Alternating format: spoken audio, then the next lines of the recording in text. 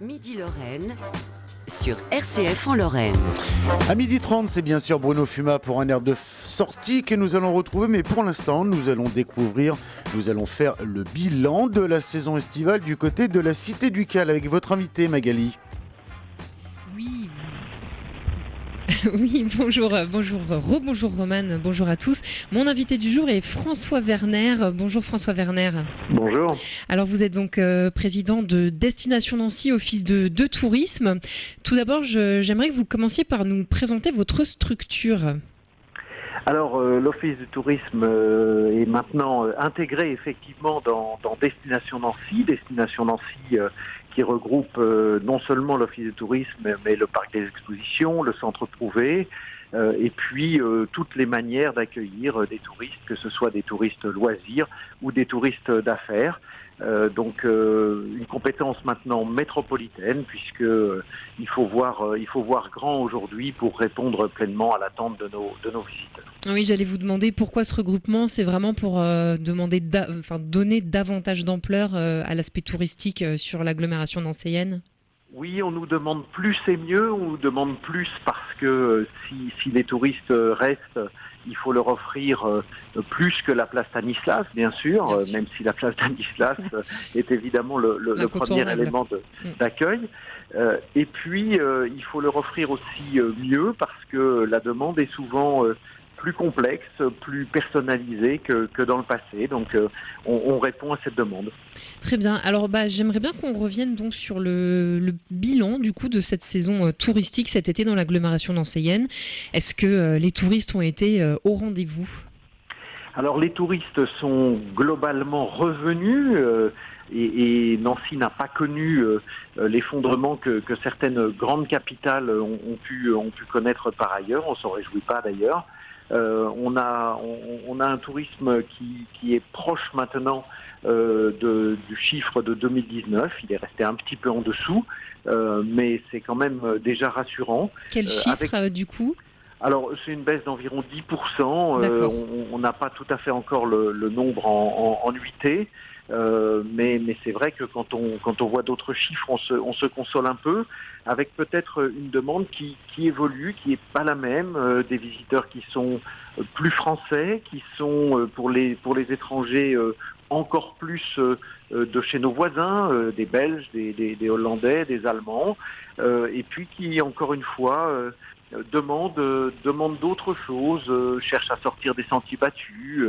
On a fait par exemple une visite musicale, mais sur le thème du rap ou du slam, et ces aspects-là fonctionnent aussi. À votre avis, qu'est-ce qui explique que Nancy, contrairement à d'autres grandes villes, a réussi à se rattraper cette année ? Alors je crois qu'il y a plusieurs choses. Il y a un phénomène un peu général qui est que les grandes villes qui attirent des gens de très très loin ont perdu un peu cette clientèle, ont plus perdu sur cette clientèle. Préparer un voyage transatlantique, c'est pas facile quand on ne connaît pas le contexte sanitaire dans lequel on se trouvera. Mais je crois aussi qu'on a su saisir de nouvelles façons de s'intéresser à la ville et notamment la visite virtuelle à 360 degrés qui est proposée par l'Office du tourisme a permis aux gens de se renseigner sur Nancy à distance et probablement de faire envie. Donc c'est un peu des deux, un peu bien joué et puis un petit peu, je dirais, la fatalité qui a touché quelques grandes capitales. Est-ce qu'on peut dire que les Lorrains aussi ont eu envie de redécouvrir leur ville cet été ? Ah, certainement, et en fait ça fait très plaisir. Je crois que c'est un retour sur de la proximité qui a été vraiment effectivement très sensible, qui correspond aussi derrière à des gens qui vont être de vrais ambassadeurs de notre territoire. Donc c'est presque un coup double. Ils sont à la fois des consommateurs et peut-être demain des prescripteurs. Donc on a été très content d'accueillir ces visiteurs qui sont peut-être parfois à 30, 40, 50 kilomètres et qui avaient oublié leur ville voisine. Alors on a gagné en clientèle de proximité. Quelles sont les nationalités un peu emblématiques qu'on a perdues à cause de la crise Covid sur le territoire ? Alors on a un déficit sur à nouveau sur les grandes destinations, enfin les destinations les plus lointaines. Vous savez que notre ville, par sa visibilité sur l'Art Nouveau, attire une clientèle japonaise qui est un peu spécialisée, qui s'intéresse à l'Art Nouveau. Il y a aussi une clientèle peu nombreuse américaine, mais qui s'intéresse par exemple beaucoup à notre architecture prouvée, puisqu'elle est très attendue et très connue sur des milieux un petit peu spécialisés aux États-Unis. Ces clientèles-là, qui sont peu nombreuses, ont été encore beaucoup moins nombreuses, mais surtout, ce qui est malheureux, c'est que la plupart du temps, ce sont des clientèles qui ont un pouvoir d'achat et corrélativement un budget qui est très élevé. D'accord. Est-ce que, du coup, d'une manière générale, Nancy est un point de chute entre deux destinations, ou est-ce que les gens vont vraiment à Nancy parce qu'ils veulent visiter Nancy ? Alors on trouve plusieurs motivations. Il y a la proximité qu'on évoquait tout à l'heure et le point de passage qui est important évidemment sur le chemin vers le soleil pour nos voisins belges, hollandais, allemands. Ça c'est une clientèle qu'on saisit, je dirais, de façon opportuniste, mais qui est intéressante parce qu'elle est évidemment très nombreuse et globalement un peu captive. Et puis on a aussi encore une fois une clientèle qui va s'intéresser à des offres plus spécialisées, qui elle va venir effectivement chercher Nancy parce que il y a nos spécificités, qu'elles soient architecturales, quelquefois gastronomiques, mais quand même le plus souvent culturelles et architecturales. Et alors justement, cet été, quels ont été les monuments ou les musées les plus visités sur la ville ? Alors on a toujours de très grands succès. Alors ce qui est intéressant de voir, c'est que on a connu un très grand succès sur les Nancy City Pass, qui sont des systèmes de package. On peut acheter, je dirais, tous les monuments, si je puis dire, ou tous les musées, toutes les visites possibles à travers ces Nancy City Pass.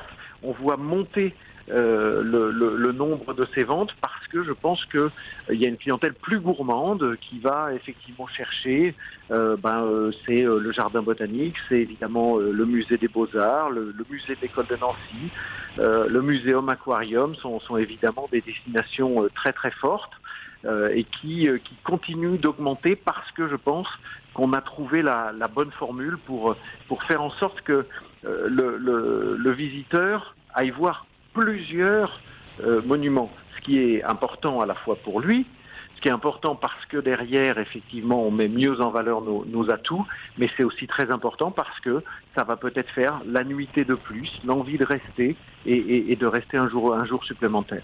Et quels sont les événements marquants de l'été aussi qui ont fait venir les touristes ? Je pense notamment au Son et Lumière, Place Stanislas, mais est-ce qu'il y a eu d'autres événements qui ont fait venir du monde ? Alors, le Son et Lumière est évidemment le gros succès de l'été. Je pense qu'il est maintenant très bien installé dans le paysage. Il a été tout à fait majeur. Après, il y a des manifestations plus ciblées. On peut penser par exemple aux Nancyphonies qui rythment traditionnellement l'été et qui ont pu reprendre dans de bonnes conditions cette année. Et je pense que ce genre de manifestation est tout aussi important parce que, encore une fois, Place Stanislas et Son et Lumière, magnifique pour une soirée. Pour arriver à conserver une deuxième soirée notre touriste, il faut qu'il cherche autre chose. On a vu aussi énormément de guinguettes fleurir partout à travers la ville. Est-ce que ça, on peut dire que ça a vraiment contribué aussi à attirer davantage de monde cet été ? Alors certainement, il y a quelque chose qu'on oublie souvent à Nancy, c'est que une des grandes valeurs cardinales de Nancy, et d'ailleurs même moi je viens de l'oublier, c'est son animation.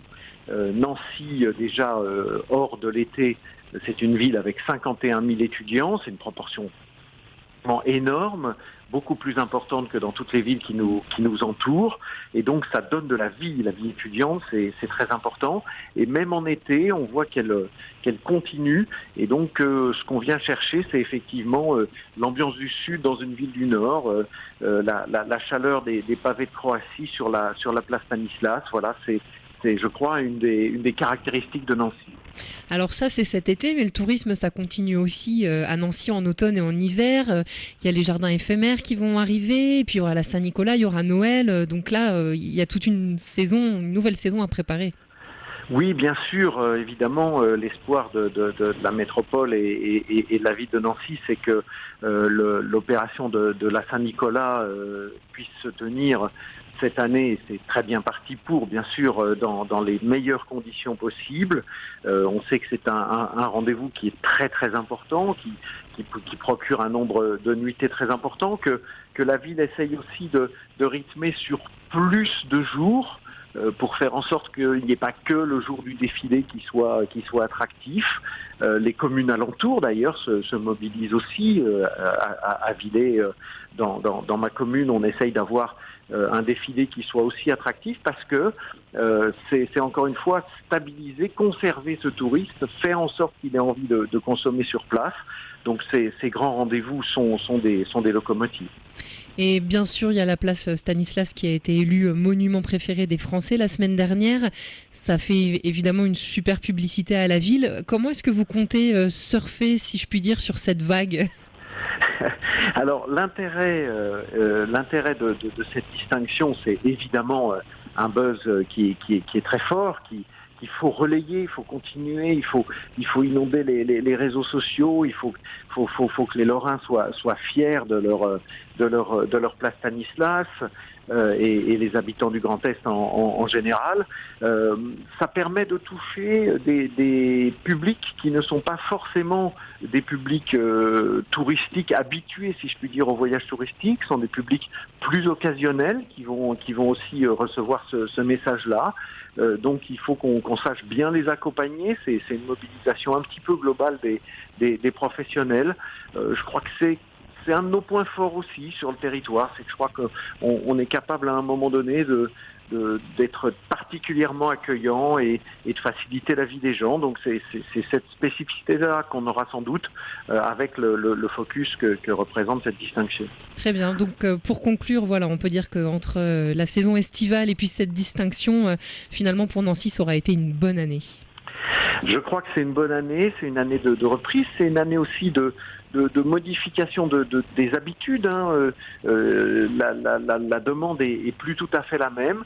Donc c'est à nous de continuer de savoir répondre à ça. Je dis à nous, mais vraiment c'est la collectivité de l'accueil, que ce soit les structures publiques comme la nôtre, les hébergeurs, les restaurants, mais aussi tout simplement les habitants. Je crois que quand les habitants sont accueillants, et en général on en est récompensé.